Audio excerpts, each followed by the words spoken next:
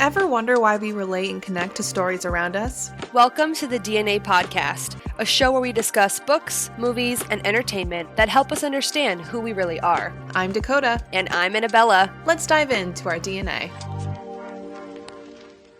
I'm going to freeball this, to be completely honest. Yeah. I did a stream of consciousness while I was writing all this stuff down while watching the movie, so it's just going to come out like it comes out. It's not going to be organized.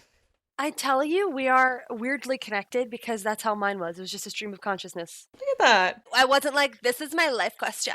I think I have one question, and that was it. And then I'm like, oh, you know what? Things just happen organically. I'm not going to try to force it. I'm just going to let it go with the flow. Just see what happens. So literally my opening line is, Clementine is on crack? Question mark? Come on. I literally was like, is she okay? She has bipolar disorder. I was like, there's something wrong here. Right. Actually, it'll be interesting to see your point of view. Listen. Maybe we'll diagnose. Yeah. I was very much so sitting here this entire time being like, there's something wrong with her. Oh, there's absolutely something. And then while things started to fall into place, I was like, oh, okay. Yeah. Yeah, no, she's on crack. Was that part of our intro? Should we just roll in? I don't know. Should we? I'm with it. Okay, listen, that's how our last intro was, and it was our best intro yet, just saying. It really was. Like I said, I think we are just getting better and better at this whole podcasting thing. I think we're just the guards are down, we're just ready to go, and we're just here to have fun. And it's been fun. Oh, it's been possibly the most fun I've had in a hot minute. Yeah, I've genuinely been interested in looking at other books and other like movies, even the whole aspect of talking about, I think we've mentioned maybe even poetry or just more topic-based stuff. I feel like I've been so much more aware of paying closer attention to those things while I'm actively reading, watching, whatever, those things. And it's all because of the podcast, so. Well, if you guys weren't curious as to who Clementine is and why she's on crack, welcome to the DNA Podcast. It's wonderful to have you here. For those of you who aren't following us on Instagram, it's the.dna.podcast. And we asked you guys what we should listen to / watch or read next. And take it away, Dakota. What the heck did we watch? We had a lot of options. So we asked to choose between, I think 3, technically the 4th was other, but nobody chose that, thank God.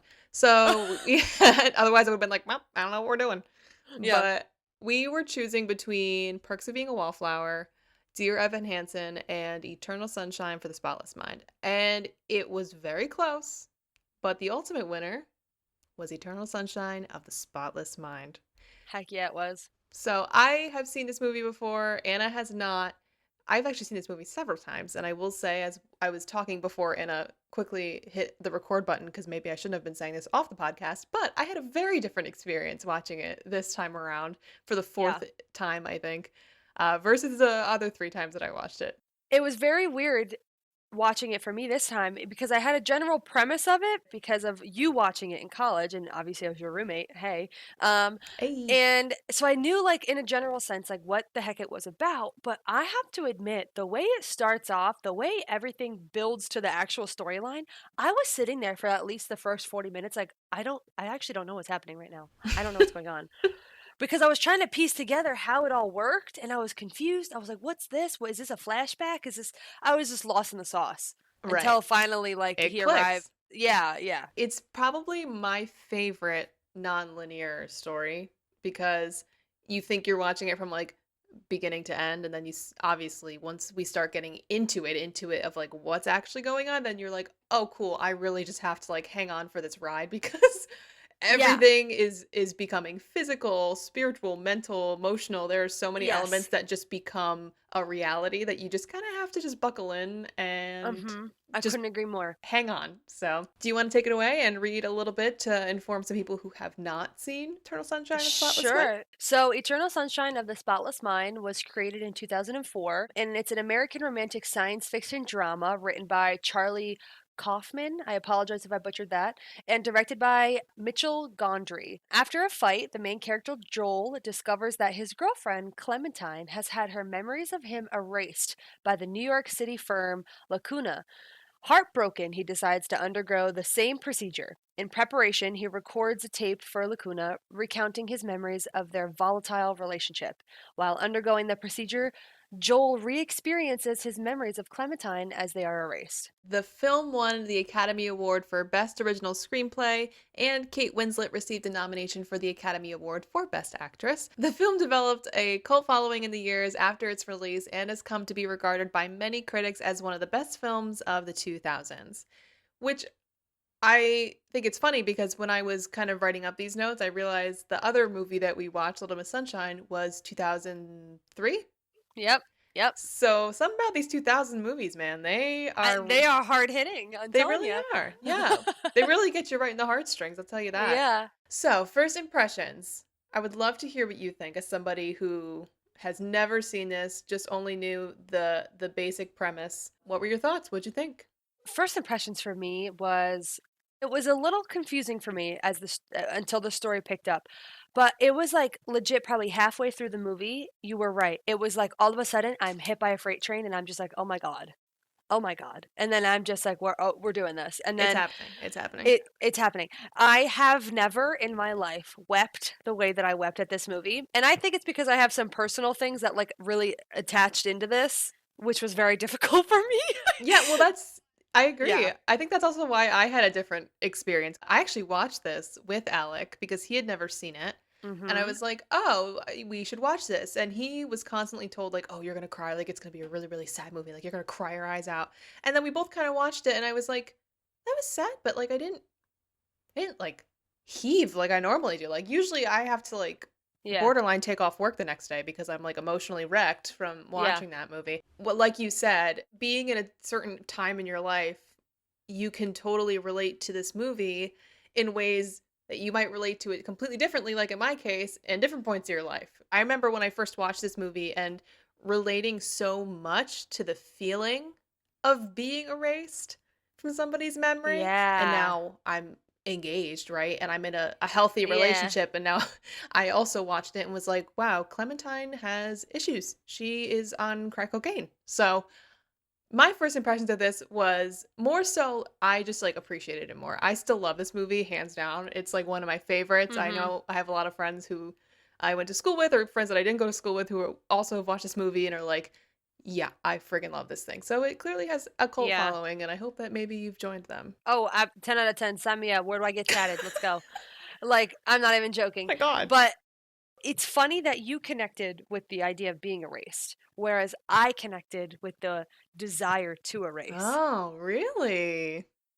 Yes. Like, so for me, I kind of resonated with how Clementine felt and the idea of just like I need to let go. Just fucking get it out of my head. Like let's do it. Wow. I'm done. I want to let go, like whatever.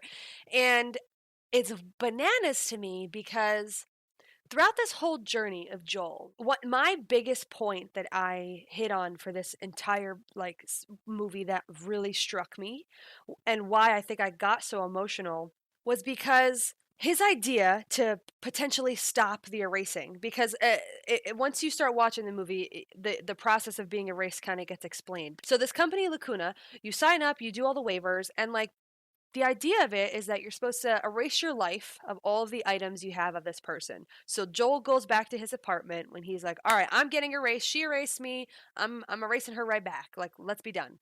The whole idea is that he went home, everything she ever touched, everything attached to a memory, everything she could have possibly been connected to in the home, taken out, put in this little trash bag. He records his recording and he takes it to Lacuna. And the idea of it is that like they map your brain and they essentially are scanning your brain while let's say they hold up one of, a photo of you two Right. and it has a memory attached to it. So they map in your brain where it's lighting up in order for them to zap it when you're asleep that night when they do the procedure and erase it from your brain.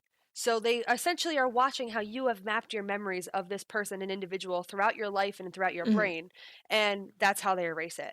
And so for me, what really struck me, and I'm probably making a connection here. It's totally unwarranted, but it's just me being emotional. Oh, However, I'm gonna go on a little let me soapbox. hear it. I'm here for it. So, Joel has a spontaneous idea while reliving all these memories of Clementine. He's like, I don't want to get rid of you. I'm good. Like I'd rather have you in my head than not have you at all. And so he tries to stop the procedure and he's like trying to figure it out, trying to figure it out. Clementine's like, just open your eyes.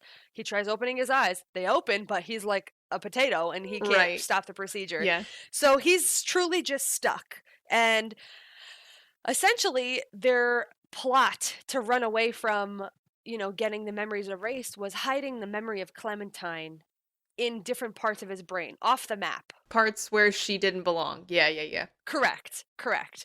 And so essentially, she was like, okay, like think of something where you would want to hide me. Like think of something like stupid, like shame. Okay. And so he's like, all right, shame, shame. Let's think of something like what happened to me when I was shameful. Okay. And it flashes back to a scene when he's like 14 in his bed looking at a nudie magazine doing the deed and his mom walks in and he obviously was overcome with shame and so he brought Clementine to that memory to hide her and it worked. And so this method of them hiding and getting off the map is working to try to preserve the thought of Clementine.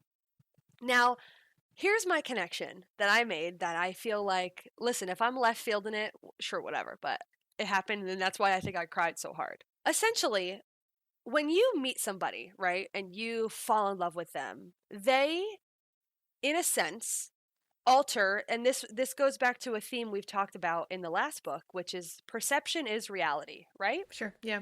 So how this individual, when you fall in love and you're like, oh, I'm overcome by Clementine and how she makes me feel. Well, there was also a moment in their relationship where Clementine made Joel feel shame because she yelled at him at a restaurant or like made him feel a type of way because they were arguing. Hmm. Now, his reality right now has a memory of Clementine rooted in shame. As much as she didn't belong in that root memory years ago, she's still kind of tied there and connected there. Because, in my opinion, like when you meet somebody and you fall in love with somebody, or just somebody that makes a true, deep emotional impression on you, they mold who you are as a human in that point in Sure. time, Yeah. and they mold those core memories of feeling love, of feeling shame, of feeling embarrassment, of feeling funny, of feeling whatever the heck, Hmm. because they're endowing you in this emotion at this point in time, and so then you are kind of molding into this version of yourself as a human with like a newfound self-efficacy and a newfound self-perception. For me, I was watching it and I was like, wow, it's insane how I've allowed people to live off the map in my own head based on having them being it's hard to explain for me having them being rooted in my emotional cores of love Yeah. and self-esteem and embarrassment or shame, like Joel, like, you know what I'm saying? I don't know if I'm articulating it No, properly. I understand what you're saying. I feel that it almost simplifies the feeling of shame when you relate it Yeah, back to like the original shame. We'll just take Joel's example. Him getting caught doing the deed by a parent is obviously a very shameful and embarrassing memory. And right, when you experience similar emotions as an adult that are also shame, it almost makes you feel like you're a kid again. It brings you back to right, that core yes, place where you feel that you haven't, like, nothing's really changed. You still feel like that little right, kid who got caught right. or is embarrassed in that moment. I don't know if that was what you were trying to say. That's kind of what I took away from that as well. So I wrote like a note, and I think my note I should have just referred to what I actually freaking wrote. It says, "I think that our emotions drive our memories so much that when we meet people who either support or break our thoughts and emotions of our own selves, it can either form or break our fundamental truths that we have about ourselves." Absolutely agree. Absolutely. Yes. I should have just read that line Yeah, instead of going on a you tangent. could have led with it, but it's okay. This is what we're about. Yeah, We're about talking on the yeah, podcast. No, I absolutely agree. yes, Emotions totally hinder the way that you perceive anything. And right, that's why think of like a court case or something, right? And yeah, let's say someone's significant other is on the stand, they're being prosecuted for a crime.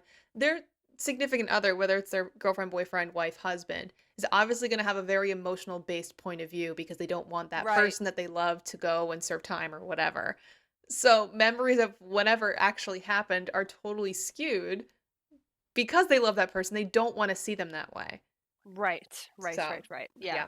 So I just thought it was a huge thing because I felt like Clementine is this eclectic, out there, fucking crazy, wild, literally wild Wild child who I child. literally thought was on literal cocaine or bipolar, one of the two. She could be. Could be both. Who knows? Maybe both. I don't even know. Literally, Joel is the opposite. He's this quiet, shy, you're lucky if he speaks type Yeah. of human. And so, for the idea of how much Clementine has impacted Joel and brought him out of that, and maybe how Joel has possibly calmed Clementine even a little bit or tried to, tame her, put her back in a box. I just think it's crazy because this fundamental truth that Joel has about himself. He's okay. He's introverted. He's cool with it. He's happy about his life. Like he's like, I'm cool. I'm Yeah. gonna sit here. I'm gonna doodle in my book. I'm gonna not gonna talking about it. Like whatever. I'm just don't talk to me. And Same. she just comes into his life and abruptly changes that and changes his fundamental truths that he has about himself. And she's then attached to all these core memories that even though she, like we said, she doesn't belong there. She is there. Yeah. And whether he tried to hide her there off the map or whatever, because our emotions drive our memories, our memories are not just these files that we can click and erase. Right. A lot of websites that give summaries about this movie, they relate it to that. This movie is just about how your memories aren't really just files that you can click and erase. And Yeah. it's like I agree with that, but it's also so much more Hmm. because our emotions have a daily impact on our memories that make our memories grow and evolve and change and form what we know as our reality today. Yeah. Absolutely. You were talking a lot about the individuality of Clementine and Joel, and we're like Oh literally yeah. reading what was on my page. I have introvert versus extrovert, high versus low. Mhm. They could not be more opposite on paper. And in their relationship, they do create a balance, even though this is not a balanced relationship whatsoever. Yeah. It is Nope. far from being balanced. However, one scene I really did want to bring up because it's my favorite visually, and I think now watching it, I had actually a little bit of an understanding of what the scene was actually about. And Yeah. it's the scene where they go to the frozen pond and towards the very beginning of their relationship. Okay. Most people know that scene because it's on the cover of like the movie Right. poster. You can see them on like holding hands on the ice. It's a huge crack and everything. Yeah. So when you look at that scene, basically just a backstory is Clementine being her, very whimsical self. She says, "Let's go to Montauk. We need to go like right now." And he's like, "Right now?" And she's like, "Yeah, like right now. Get in the car." And he's like, okay." They drive there. It's freezing, but the stars are out, and Clementine slides right in onto the ice. She slides in and she falls and she gets hurt, right? Joel is kind of on the outskirts. He's like, I don't think we should be doing this. I'm not really okay with this. And she just keeps encouraging him, saying, come on. And he's nervous. He's like, oh, it's ice. It's going to crack. And she says, it's not going to break or crack. And eventually they do get on the ice together. They lay down, they watch the stars. It's a really beautiful moment. And that is the epitome of like how they approach relationships. Clementine slides right in and she gets hurt because she doesn't think about anything. Yep. Joel doesn't do anything because he's too afraid to take the risk. So Right. when you have somebody like a Clementine to coerce him and kind of persuade him, like, look, it's okay, come out to the ice. And he's like, oh, but it's going to break, it's going to crack. And she's like, it's not going to break, it's not going to crack. And it's just the symbolism of having so much trust in a relationship, even when you're completely different, like you Yeah. just have to get on the ice and do it. You And do. I never really thought about that until I was like watching it and really listening and knowing what I knew ahead of time about who these people were, being complete opposites. Right. And I feel like that was a perfect representation of who they were as people. And when you approach a relationship, like, yes, it's going to be scary. You could be that person that doesn't want to get on the ice, or you could be that person that is already on the ice and is like screaming at your Mhm. partner to get on with you. But Yeah. you got to meet in the middle. And that's what they do. I love that. Oh my god. I didn't think about that either. I mean, I could see the juxtaposition of the two the entire time, but like Yeah. I didn't make that connection of the relationship. And it's funny because there is a crack in the ice. And there They're is, still laying on it. Yeah. yeah, exactly. They're still laying on it. And I think that that's borderline symbolic of the memories of each other, Hmm. both wiped or unwiped. They're very strong rooted in their desires and love for each other. So I think that that's actually very, very good. I also too was also wondering, and this could just be me as a silly film major who got a degree in watching movies. The fact that they're laying on the ice, there's a huge crack. It's like they know it's there. Yeah. Is the crack deep enough that it's going to break right that second? Probably not. Right. But it's still there, and they choose to lay with each other and have a moment anyway, you know? So I think that that also plays into it gives a little bit of a moment of foreshadowing because you're already what you're saying in that scene, they're posed already with a question like you see the crack in the ice, but do you try anyway? Mm. And it comes entirely full circle at the end of the movie when they're reconnected again at Montauk. There's a crack in their ice. They know, well aware, they are fully Oh, aware they've tried to erase each other. And they're posed with that same question. There's a crack in the ice. Do we try again? And they go, yes, ma'am, we do. yeah, we We'll take the do. crack. We will I take the crack. maybe that's really it. Maybe Clementine is on crack because it's the crack of their relationship that just is her high Oh, or something. absolutely. Maybe that's like the deep symbolic meaning behind it all. Yeah, I yeah, don't know. yeah.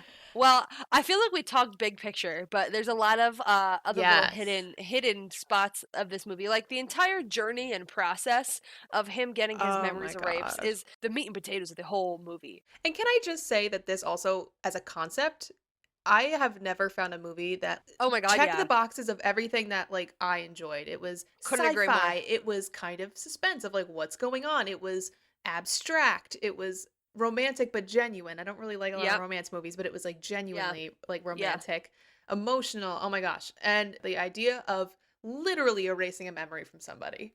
Yeah. Like completely. I think Mary is she's one of Mm. the like the lady who checks you in at the office, the Lacuna office, who helped Joel get his paperwork done and set up and blah blah blah. And she was actually there the night of his memory erasing. Unbeknownst to us, she was banging the dude who's the computer operator. So she arrived there for alternative reasons. However, later we find out that Homegirls had her own memory erased because she's secretly in love with the doctor who created this entire procedure, her boss.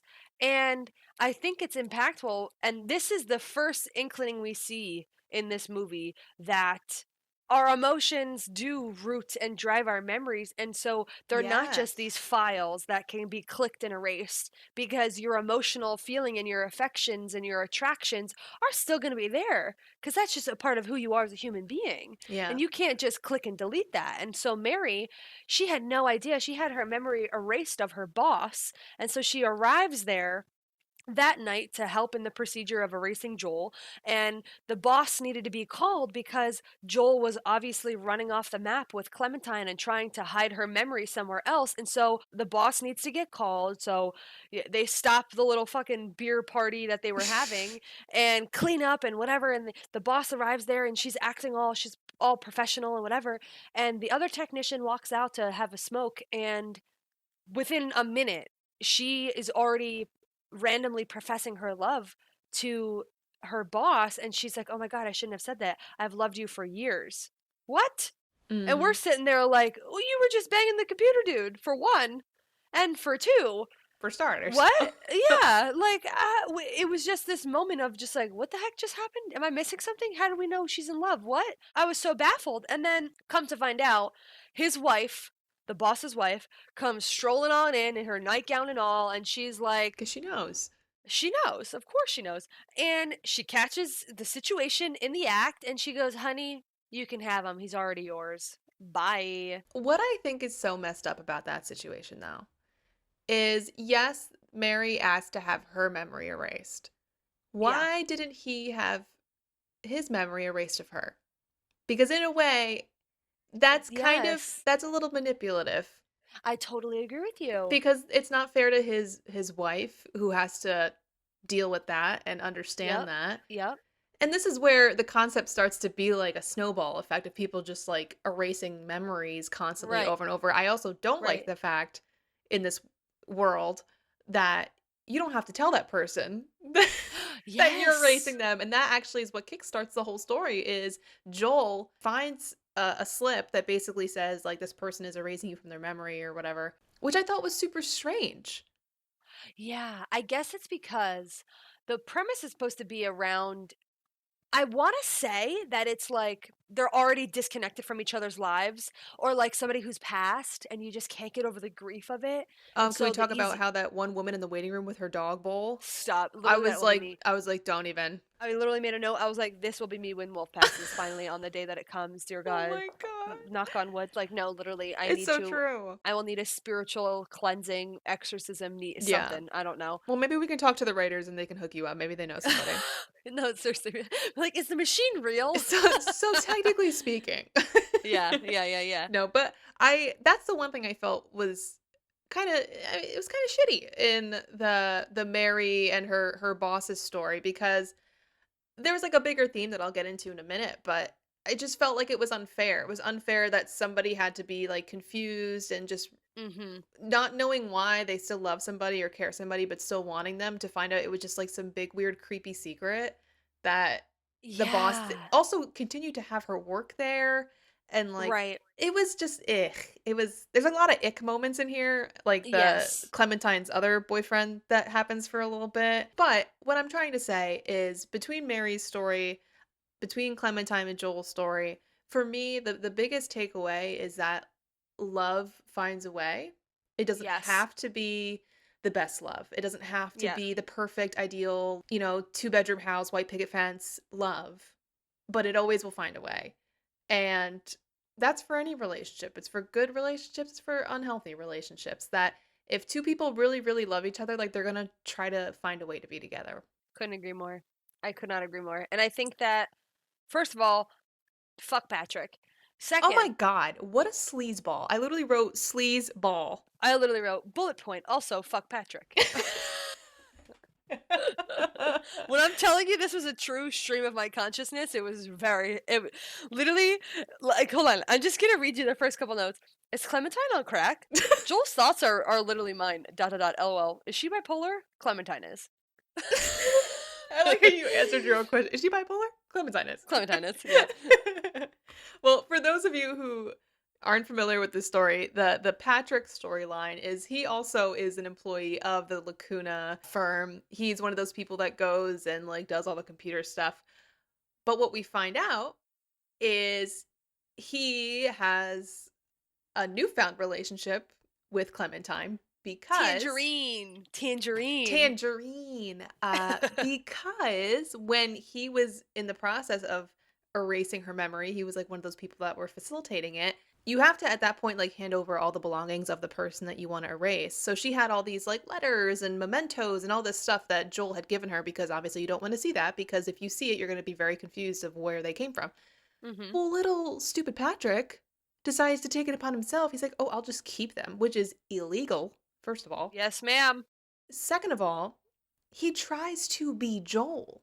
He Yep. reads the Yep. things that Joel has written to her in personal letters, cards. There's a gift in there from Joel that he later found was for Clementine. He steals it, gives it to Clementine, and pretends that he thought of it all by himself. And he Yep. tries to recreate these memories because he wants to be with her so bad. And she obviously is a little taken aback by it, but also I think subconsciously she starts to realize like something doesn't feel right. It's not quite deja vu, but something just doesn't feel like this is you. It Right. feels like you're trying to be somebody, which he is. He's trying to be Joel. Absolutely. Absolutely. Garbage human being.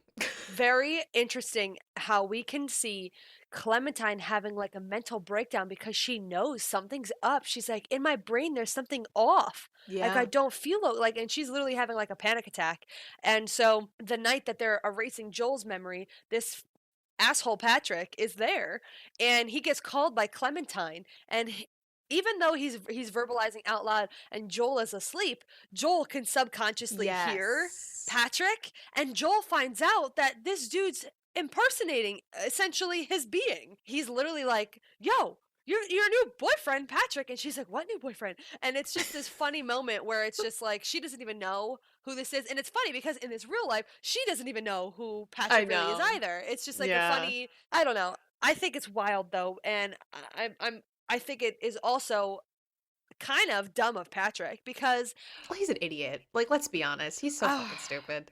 absolutely. And but the whole thing we've already seen is that if you truly love somebody, like you just said, the memory is rooted, the feelings are rooted, like you ain't erasing that. And so the only thing he did was make it easier for then Clementine at the end to be like, yo, you're it, bro. You're the one, not this fucking imposter.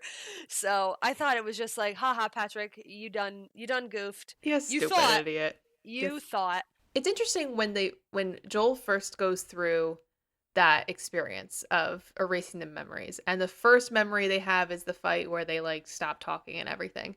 yes, And he progresses on. It's like other memories of like them getting takeout again or whatever and not having a good time.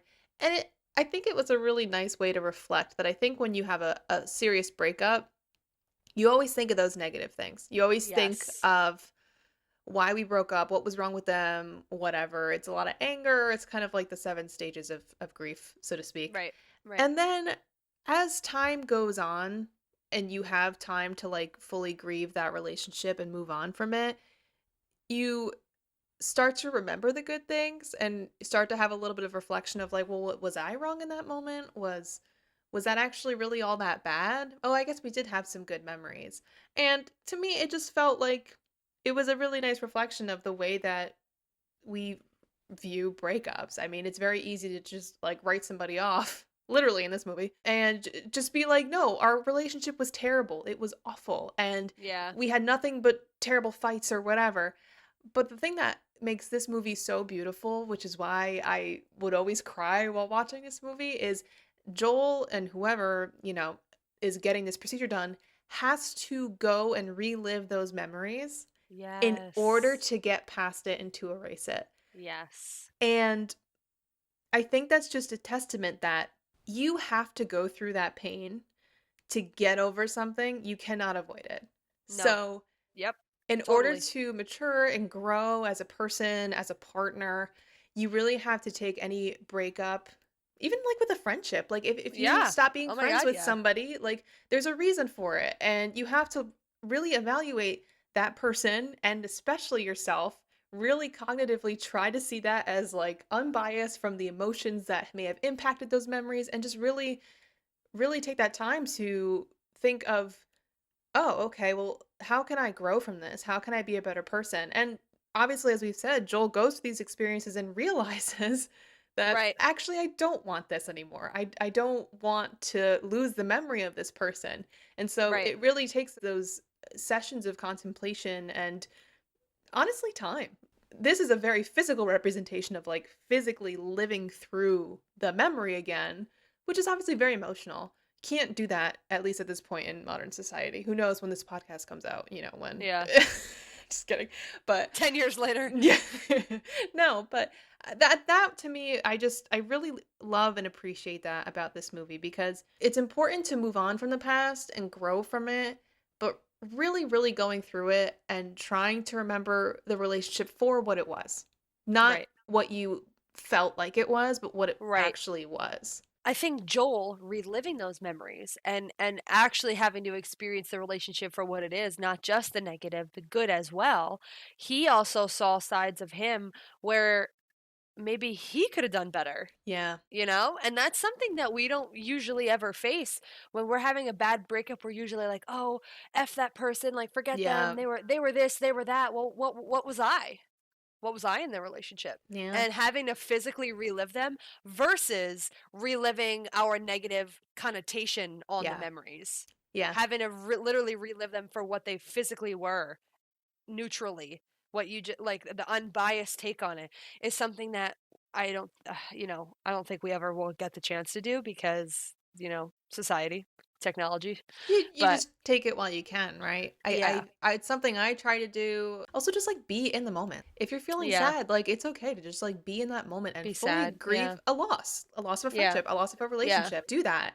But the part that that always used to be the tearjerker for me, and it wasn't this time, I don't know. I just maybe I've seen it too many times, but it's at the very, very end when they're in the beach house and they're reliving that final memory, and the beach house literally starts falling apart.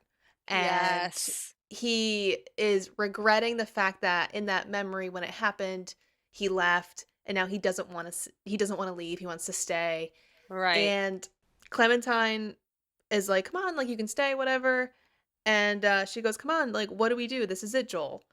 And he says, "We enjoy it." Yes. And That's she it. also said, "Well, you didn't say goodbye to me that time. Say goodbye to me this time."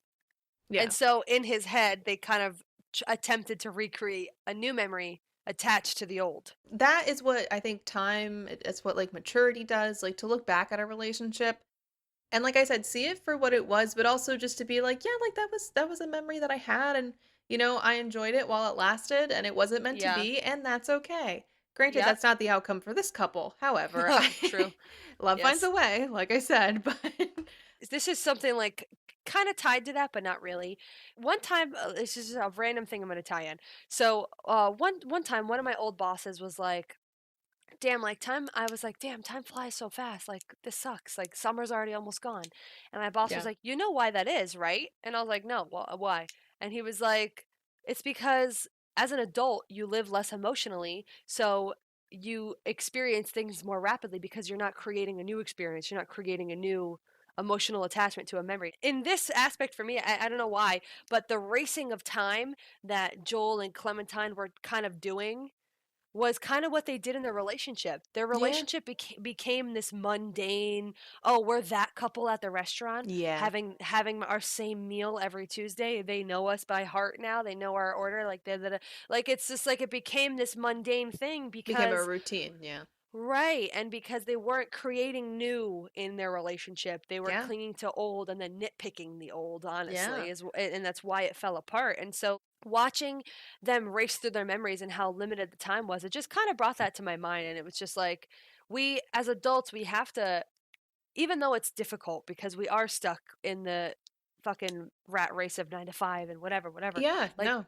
we do need to stop and create new memories, create emotional connections, create all these different things because it's the only way that our essence of time and our essence of our being and our memories will be, continue to grow and continue to be Mhm. rooted in more emotional and core aspects and our, I don't know, it'll No. be more meaningful overall. It also reminded me a lot of actually the very first episode we did with The Humans by Matt Haig, where we talked about how that feeling of love has the ability to make time completely transform and feel like it can last forever. Like when you're in a moment with somebody and you make those emotional core memories, it's like time doesn't exist, you know? And I Right. think you and I, as growing up in college and becoming actual adults, like we've experienced that for sure, especially even with each other, like in college, like Yeah. having those car rides we would have together, or the times that we would just go on like a road trip to go see Lizzie and go to the beach. And you know what I mean? Yeah. Like those memories that we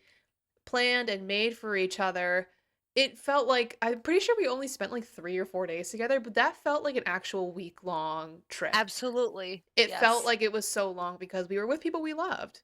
I think the concept of time is difficult because you could be with somebody and time flies, and then you could be with somebody and time Yeah. drags on. Oh, yeah.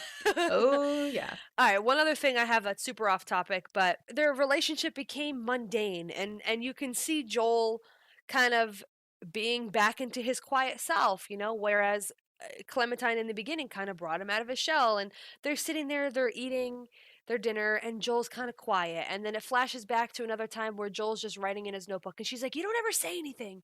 You just write in your stupid Mm. effing notebook. You don't ever say anything." And he goes, "Constantly talking isn't necessarily communicating." I have that literally written down. Yes, and that Constantly slapped me talking. in the face. Yes. I'm Clementine, where I'm like, And in I'm my, Joel. Oh my yeah. God. You're just like, God, can you shut your mouth No, for I am once? so much like I that is so freaking funny because there's times that I feel I'm not talking enough, but I'm listening and I'm happy to just not say anything. Like I'm Yes. okay with that. And some people are not, and that's fine. Yes, I'm the polar opposite where I feel this weird obligation to continue talking to fill a silence Oh when it's not God. my damn job. I gotta shut my mouth. So that's why we're like yin and yang. We just balance each other Yeah, out. It's I'm all good, telling dude. you. I'm telling you. Oh my So God. funny. But yeah, and Yes. that for me, I was just like, damn, you're right. And I think sometimes like when we used to have our car rides, sometimes we wouldn't speak a word for like a half hour. I know. And it was to me, I'm like, oh, this is one. I'm kidding. Yeah. I'm sitting there like I'm like, there's the okay, just lights. breathe, Is she just talking breathe. to me? No, I'm just Do I kidding. break the silence? No, I don't break the silence. It's been 30 minutes. Let's see how far we could go. Yeah. Oh my god. No, I think that that is so true. And for me, I also feel like relationships, the biggest thing that I feel like most relationships need to work on is communication. There's a lot of different ways to communicate, Yeah. and that is different for every person. So like not only do you have to one identify for yourself, this is how I like to communicate, this is how I like to be communicated to, but you also have to find that out for somebody else. And it's not as easy as just asking that question. Because if somebody asked me Right. that, I'd be like, I don't know, just talk to me, like whatever. I think that communication is something that's probably one of the most like core issues that I think stem in a lot of relationships. And Yes. I think that's probably what happened with Clementine and Joel. Like that prime example you just said, that constantly talking isn't always communicating. Like Clementine is always 0 to 100, and then Right. Joel is like 0 to 10. Like he's pretty low key, and that's just how he is. So meeting Yeah. somebody in the middle, meeting them where they're at. And another thing that I also wanted to say that I've heard, and I don't know where I've heard it before, I don't even know if it's a real stat, but I hope it is because it's a very interesting one. I heard a while ago that most times people fall out of love for the same reason that they fell in love to begin with. Yes. And that's exactly what happened here. Yes. 100%. Joel loved Clementine's spontaneity. He loved the fact that her hair changed color every month whenever she felt like it. He loved that she was outgoing and chatty and fun. And Clementine was intrigued because Joel was the complete opposite of her. And he was different and he was, Mm-hmm. artsy. He would doodle, whatever. He was quiet, reserved. And then when we listen to those tapes, because like we said, they do, when you go to this place, Lacuna, you have to record a tape explaining why you're doing this for whatever personal record. And we hear those tapes at the end, which is also symbolic that they play those tapes Yes. out loud in the room for them to hear. Everything is out in the open Yep. of how they truly felt when they were like, I'm done with this person. Not Right. only is that extremely humbling, I probably would cry my eyes out if I ever heard that from either From Alex, any anybody. any of my past exes, any of my past friends. I would cry my eyes out. Absolutely. Absolutely. No, I totally agree with you. It's kind of that mirror being held up again. Just like he kind of saw it reliving all the memories, he then had to listen to how maybe he Yeah. actually might be perceived by her in sometimes. And so one of the biggest questions I said at the end, if you knew the outcome, would you do it again? And so like in your life, if you knew the outcomes of certain things, would you have done them? Absolutely, I would have. Yeah? Yeah.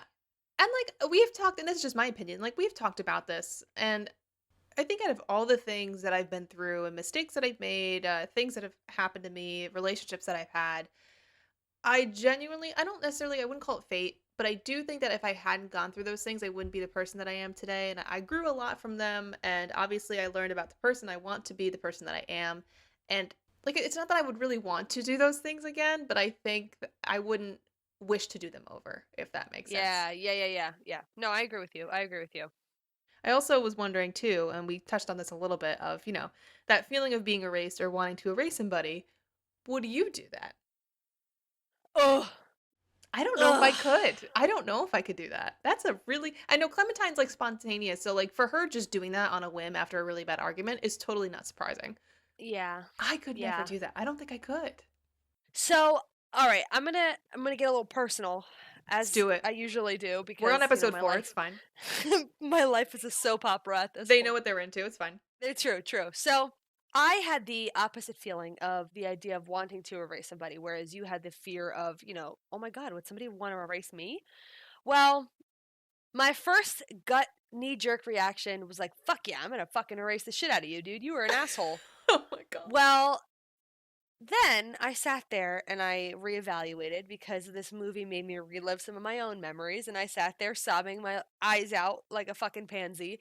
And at the end of it, I arrived at that first big point that I made. If I did not go through those situations, my general reality and current memory and my current self efficacy and my self esteem and all of my things would not have been shaped and molded into this specific little version of me, to the point where I wouldn't now be able to view things the way that I view them. Yeah. Because in this current day, I have a love and appreciation for people that I never had before, because of that negative relationship that I once experienced. Yeah. So now I'm able to look at other people in my life and be like, wow, like this person treated me so well and I never saw it. Or this person was just so kind to me and I never understood it because I finally experienced something bad. That's a good I think point. it's shitty to put into perspective in that type of way, but sometimes like you do need to see those little life wake up calls. And so like moral of the story is no, I wouldn't erase it, even though my knee jerk reaction was like, F yeah, where do I sign? Yeah, and like I said, that's kind of just that might be just where you are at that moment in your life. You know what I mean? Yeah, With yeah, whatever friendship relationship, you just might be at that point where you're angry and you're pissed, and that's totally fine and it's totally right. justifiable because you should feel those feelings. You shouldn't Yeah, settle in them, but you should feel those and move past yes, it and move on. And I'm not saying that like you have to look back at every, person you dated and think that they were the best things that ever happened to you. I don't think any normal person would say that. right. But you can at least look back at them and realize, yeah, you know what? I learned a lot from that. I learned a lot about myself. Yes, I learned about myself as a partner, as a human being. And right. yeah, I mean like you were saying, I've been on the receiving end of feeling like I was erased and feeling as if, the relationship I had with somebody didn't happen. And it definitely played a huge role into who I am today, though. Right. And the way that I approach relationships and the way I don't approach relationships because of that Yes. experience. So, because of what I've been through, I wouldn't personally wish that upon anybody. But Yeah. in the same token, and I have to say, this is another little personal thing. So, my fiance, we've obviously talked about our relationships in the past and stuff like that. And he had said that he had had a relationship that he literally just quit cold turkey. He was like, I had reached a breaking point and I was just done. And what the situation was so minuscule. You like, that's kind of dramatic, but it was kind of like the A straw that build up. broke the Yeah, yeah, camel's yeah. back. Yeah. And he's like, I just deleted social media. I deleted their number, and that was it. And I was like, oh my God, why would you do that? Like, I've been on that end. Why would you do that? And he was like, I could not move on and be a healthy human being, constantly seeing that person, constantly Mhm. having the temptation of wanting to reach out. Like, for myself, I was at a point where I was like, I can't do this again. Yeah. And he's like, and I've grown from that and I was able to surround myself with friends and find a good support group. And it wasn't until I talked to him about that that I actually got perspective. And I Yeah. was like, I kind of understand it now. I kind of Right. get the perspective of why that person might have done that. And No, yep. that's what I think relationships are supposed to do. That I think relationships are supposed to teach you and help you grow, even ones that you're currently in. You should be Right. constantly trying to change and grow and, Right, right. mature in your own way. Yes. And I think it's funny because I have always been the opposite of Alec. I dislike no matter how badly you've wronged me, I can't cut the tie cold turkey. And it's a character flaw. Yes, I know, understanding that. I know. However, if for me, it's because I feel like I'm such an emotional person and because I'm such a, all of my life memories and all of my core little memories that I have in me are attached to such emotional things in my life, positive or negative, that I I feel as human beings, everything's a learning process. I've fucked up. Yeah. Everybody's people in my life have fucked up who have wronged me. I've wronged them. I get it. We're all just trying to figure it out. Yes. So for me, the cut cold turkey thing, I tried it one time with one ex and it didn't work. But by like a year, not even a year later, we were back to being friends and whatever. Because just in my core and in my heart, I feel like I couldn't ever just be like, click, done, you're erased, bye. Like I don't know. And I don't know Yeah. why. It's because like no matter who I've ever encountered in my life, because I'm the person I am and I choose to love aggressively and exhume people in probably ways I shouldn't, everybody impacts me, and that's probably another character flaw, but it's also the reason why I can't delete people, because everybody in my life, whether you're a quick friend, a friend for a season, or a friend for a lifetime, a boyfriend, a sister, a brother, a brother-in-law, whoever you are, you've made me who I am. Yeah. Whether or not you have chosen to stay in my life, that's a different story, but I've never been the one to be like, F you, I'm out, see ya, cut cold turkey, bye. Yeah. You know, like if you would like to do that, that's on you. 100%, I respect you. But in my heart, my arms and the door will always be open. I had this really nice visual, and maybe it's because you're Italian, but I just had this really nice visual of you being in this like beautiful house. You like the door is always open. You walk in, it smells like fresh baked bread and it just smells wonderful. There's like a whole buffet. There's lots of people there and it's the image of, "Hey, like I'm here. Like let's talk. Like I'm here for you, whatever. And if you want to leave, Yeah. that's fine. You can go. The door Yeah. is open." Yeah. And I've had that. I've had people who have wronged me so hard be like, "Hey, can I talk?" And I'm like, "Let's go. Talk it out." And they're like, "Are you sure?" I'm like, "I don't, yeah, I forgive you and I forget. Like, we're good." Forgiveness is such a it's a very hard thing. And in a way it's selfish but like in a positive way. Like forgiveness is really it's for that other Yeah. person, but like you have to do it for yourself too because you Yeah. need to give yourself that relief of the weight off of you to move past that. Right. Right. And I think the phrase, we're so a little rabbit holing right now, but it's fine. That's Um, what podcasts are for. Who cares? true. The phrase forgive and forget, I it's funny because I just said I forgive you and I forget and I'm moving on. I forgive you and I forget that it happened. However, I'll be damned if I let you do it again. You That's know a what I good mean? thing. That's you You shouldn't. know? Yeah. Like, is that, am I really forgetting then? You know, am I No, really forgetting? yeah, I was gonna say I guess that's not really forgetting. You just learned. I'm sitting there in the back corner, like, yep, you did it again. Thank You're like, you. and checked it off, thank you. Yeah. No, not so much forgetting that it happened, which is, like, I'm turning it back to Eternal Sunshine, literally remembering it and just Yeah. choosing to grow from it and choosing to appreciate it for what it was, not what Right, you thought right, it right. was or what you felt that it was. Yeah. That's not an easy thing to do. That being said, I do not think that I could erase anybody from my memory. Even like if No. I really thought about it, like there might be some people that I would like maybe consider. I don't know. I feel like I'm at a point in my life and I'm grateful to be here where I'm just like, you know what? The people I love and choose to surround myself with, like those are people that matter to me. Yeah. And if I've been wronged in the past or if I've been hurt in the past, there's no grudges, dude. I've moved on. I wish Right, nothing but the best and right. that's it. No, I agree. And I think one of the points I wrote was I don't think we ever could actually successfully erase memories because we can't erase emotions. Ooh, that was good.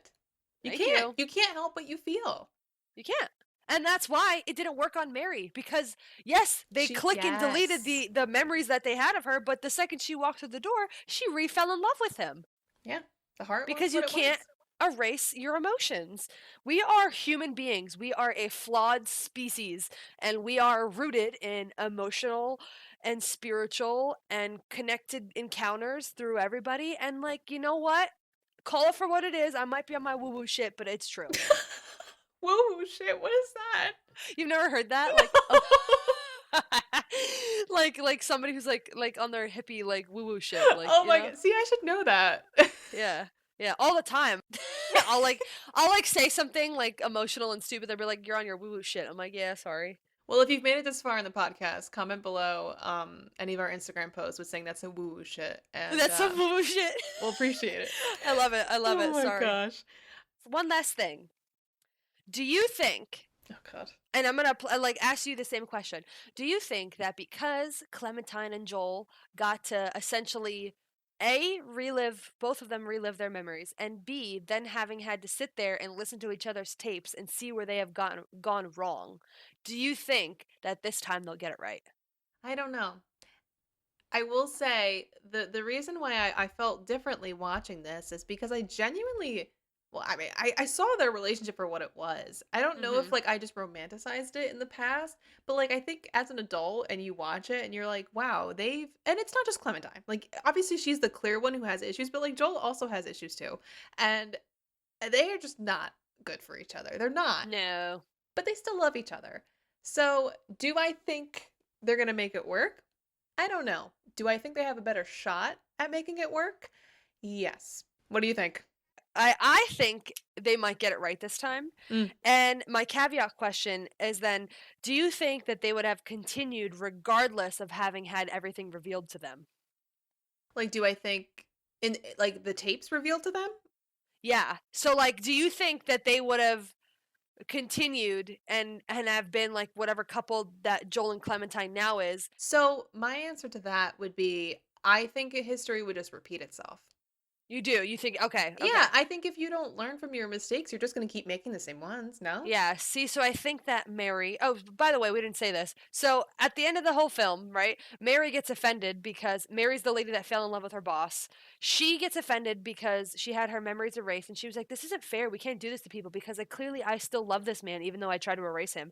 Yeah, she gets a little slice of humble pie. Yeah. Yeah, so she steals all the files and she sends it to all the patients so that way all the patients know that they've been erased. That way they have some knowledge of them being erased. And so obviously at the end, Joel and Clementine receive their package in the mail with their tape and the letter that says like, "Hey, you had your memory wiped of Joel, you had your memory wiped of Clementine." And Clementine puts the tape in and she's like, "What? What the F? What's happening?" And then like Joel gets offended because she's talking all nasty and then they start to erupt. But then as the scene takes them away, Joel listens to his, she listens to hers, and they essentially choose to have a relationship anyway at the very end of it, aside from all of the negativity that they just heard, because not only now did they have a different appreciation for each other, I think that they Yeah. also know that they had something really special, special enough that if it went south, they somehow still got reconnected. And I think that that was eye opening for them. Yeah. And I will say, I don't think that anybody could just do that. Like I said earlier, I think if I heard that about me, I'd probably cry and never talk to that person again because I would be so embarrassed and like Yeah, humiliated and hurt.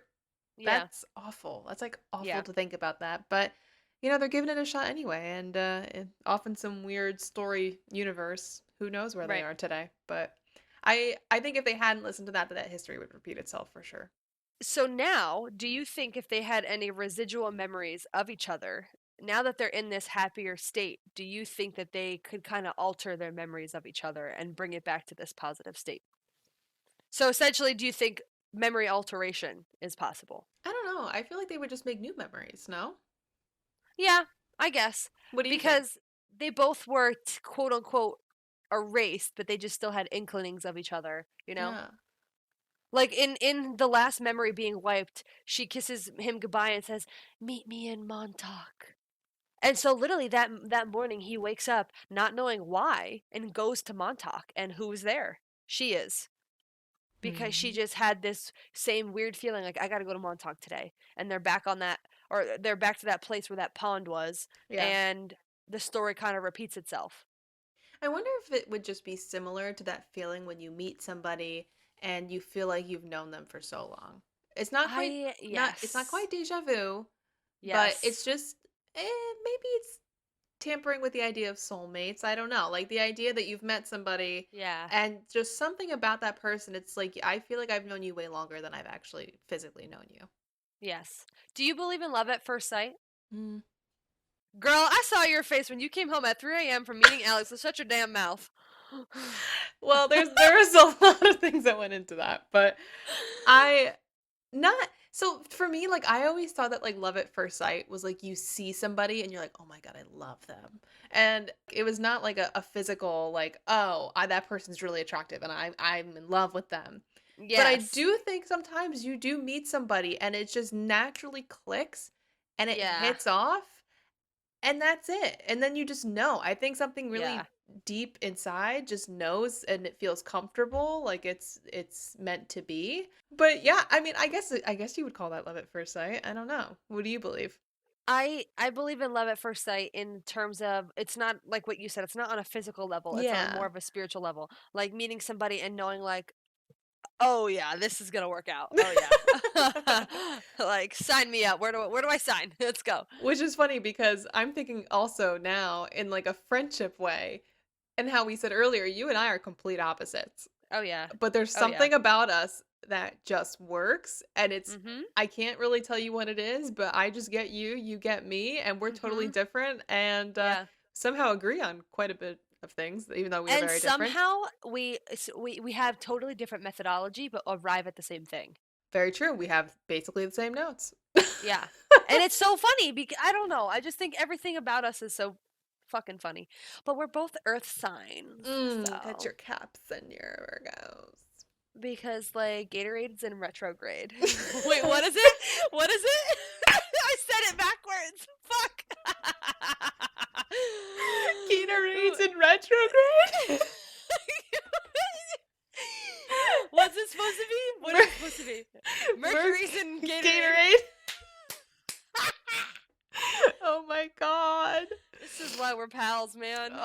god, that brought me to tears. That was hysterical. That was good. I got you on that one. That was Yeah, you good. did. That was good. Oh, I should have my own stand-up comedy show, man. Huh. yeah. Oh my god, thank God you have a podcast. Yeah, yes, true. Yeah. Well, what would you rate Eternal Sunshine of the Spotless Mind out of 5? Okay, I'm closing up on her. She's holding her notes, and it looks like it's about a 100 out of 5, people. It's a 100 out of 5. Thank you. She sticks the Literally landing. 100 out of 5. Yeah. I put that it was spectacular. And there was a couple notes in here that I said I was sobbing my eyes out and I wrote fuck this film score. I know. It does have a really amazing score. God, It's funny. literally. One of our friends, or one of my friends that voted on the poll that we had on our Instagram, messaged me privately because he loves this movie. Shout out to Frank. He loves this movie, and he was like, I could listen to like an entire podcast just dedicated to this movie. And it's so true because I feel like we barely scratched the surface. There's so much Oh more my to talk God, about. there's so much more. The way that it was filmed, I'm not a film major, but the way that they were filming as memories were being I erased know. It's pretty and the spectacular. lighting and oh my God, I was sitting there like, Because you feel like you're in it with them, and that's why I think it's such an yes, emotional experience watching the movie because yes, you feel like you're experiencing it with them. Even the absolutely. memories that aren't with each other, like even the glimpses of like Joel's weird childhood, like Yeah, yeah, yeah, yeah. like And it's just this moment where you're like on a roller coaster and you're like, are we gonna make it out? Are we gonna make it out? And you're like rooting for them in this I weird way, know. but you're also like angsty, like, nah, fuck that bitch, let's erase her. And then you're like, ah, it's just this roller coaster that I you're know. literally feeling. It's like his world around him is crumbling as he's physically I watching. know. And the perspective is just like, what if that was you? I How would you know. feel? Like, how would you cope with that? How would you wake up the next morning and be like, all right, well, all right, and resume your life? Like, Yeah. no. It's a wonderful movie. I'm so glad that's what won the poll. Not that I would maybe we'll definitely watch the other ones, but Yeah. I just love this movie. 5 out of 5. What about you? I was gonna say, what about you? 5 out of 5? Yeah, I thought at first I was like, "Ooh, is it 4.5 out of 5?" And the only reason I said that was because of the perspective I have on their relationship now, where I'm just like, "Man, they are just not good for each other." And then I was like, Right. "Dakota, shut up. You're judging somebody else's life." Yeah. And one, obviously, these people don't really exist, but I'm sure there's people like them that do exist and are in True. relationships. And at the end of the day, like I said, love finds a way. And if they want to experience the complete contrasts of each other and just be in love and be happy together, who am I to judge that? So, Yeah. 5 out Yeah. of 5. I'm just shutting up and saying 5 out of 5. I think that there are certain relationships that, not that this is a good thing, but they thrive on the toxicity of Yeah, their juxtaposition. that's very true. It's what keeps their fire alive, and I feel like this is that kind of relationship. Yeah, Also, I would love to read Joel's diary notebook thing. I I just want to know know. what goes on in that man's brain, He had just some to know. beautiful little sketches and Yeah, pieces and very well written. Also, last yeah, thing I'll say, Jim Carrey is phenomenal. When I did watch this movie, all I ever knew was like, Waterboy or whatever. Like all of his like classic yeah. His comedy stupid ones. movies. Yeah, yeah, yeah. Oh my God, I said Waterboy. That's Adam Sandler. Yeah, I knew what you meant though. I'm figuring you meant like, I don't know. Why did I just say that? That was so weird. Yeah, you're a film major. Do better. Thank you. Wow, I'm like genuinely confused why I said that. Where the fuck did Adam Sandler come from? Anyway, Jim Carrey, you see him in all of his like classic comedy roles, and then you get to actually see him in a very serious role. And not only is that just his range as an actor, but I think we've actually even talked about Jim Carrey before of like things that Yes, he we said. have. I just think he's phenomenal. And I don't know what else Yeah. to say other than that. I just remember watching this. And obviously Kate Winslet's great too, but she always does like serious pieces. Uh, Right, right, right. so to see this from like somebody who is comedic normally Right. to be very serious, I was just like, oh my God, I love this man. I think that Jim Carrey delivers emotional pieces like this actually fantastically because he had such a battle with mental health himself. Yeah. And so when he gets these types of roles, you can tell he became Joel. He Yeah. is Joel. I was gonna You say, a know, part like, of him probably is. Yeah. yeah, and I think that that's why he's able to portray it so spectacularly. But Yeah. yeah, and I'm glad that at least she got some type of recognition from the Academy I Backtashers know. wise. Yeah, I I kind know. of was salty that he didn't, but like, what's fine. I'm It's fine, also I like guess. awards are awards, no offense. Like Yeah, we all know Leo, Leonardo DiCaprio didn't really get any awards until recently, and how many phenomenal movies has he been in? True. Like, really, though, what have Yeah. you done? So not a knock to Kate. Obviously, you deserved it, but, Don't come for us. don't come. We get canceled by Kate Winslet. That will be fun. That would be really fun. That'll put us on the map. You Honestly, sucked. You were shit. No, just kidding. our last review could be Titanic. How about that? And then we'll be like the Yeah. Titanic because we got canceled by Kate Winslet. How about that? Yes. Okay. Done. All right. Done. Love it. Love Well, it. Love it. Love it. As always, thank you everybody for listening. We had a lot of fun this episode. Continue to follow us on Instagram, which is the.dna podcast. Or if you want to send us some fun suggestions, any, ideas that you have for books or movies that we could watch, feel free to send us an email at the.dna.podcast22@gmail.com. There we go. There we have it, ladies and gents. Until next time, Until we shall next see time. you. Well, you won't see us. You'll hear us next time. Thanks for tuning in. We hope today's episode makes you feel a little bit more connected to your true self. Don't forget to follow the DNA podcast on Instagram so you never miss another episode. Until next time.